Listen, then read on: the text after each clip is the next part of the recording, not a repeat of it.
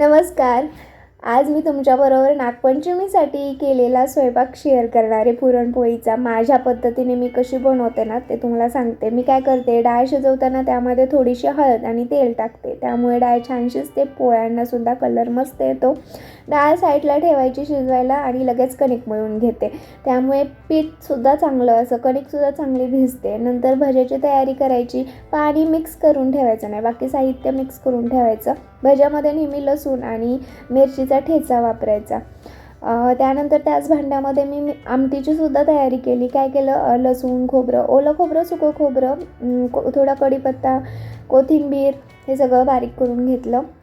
आलं वगैरे टाकून जाडसर असं ठेवलं आहे, जरा जास्त बारीक केलं नाही. त्यानंतर डाळ शिजल्यानंतर मी ते येळवणी काढून घेतलं आणि लगेच भात लावलेला आहे.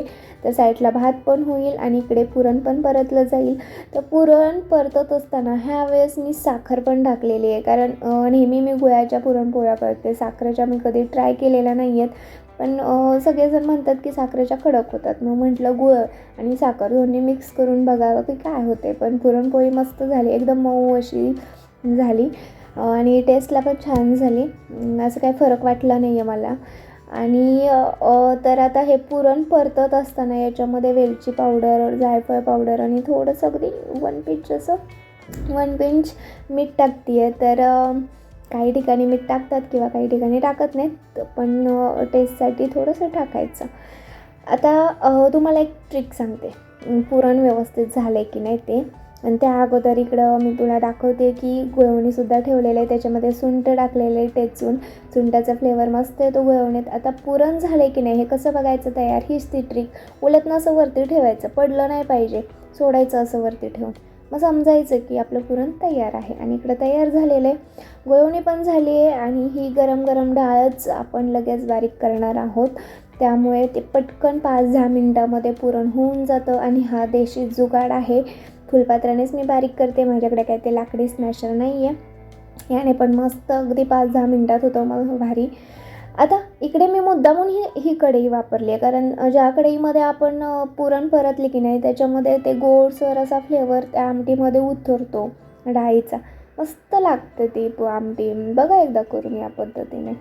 आता त्याच कढई, आता ही कढई मोठी आहे त्यामुळे तुम्हाला वाटत असेल एवढं एवढं साहित्य सगळं टाकलेलं आहे आणि कसं काय. तर आमटीसुद्धा आम्हाला थोडीशीच करायची आहे आणि ॲक्च्युली कढई पण मोठी आहे त्याच्यामुळे तुम्हाला तसं वाटतं आहे.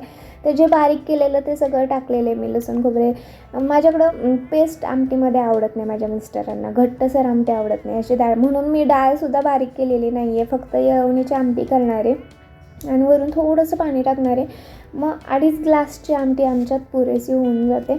दही उकळून थोडीशी आटवून घ्यायची, मस्त तरी बिरी येते, भारीपैकी लागते. या पद्धतीने करून बघा एकदा. मला ना बाजरीचे खारवडे खूप आवडतात, मी आईला आवर्जून सांगते बाजरीचे खारवडे कर म्हणून. भजी कुरडई झालेली आहे, आमटीसुद्धा आटलेली आहे आणि आता करायच्यात आपल्याला पुरणपोळ्या.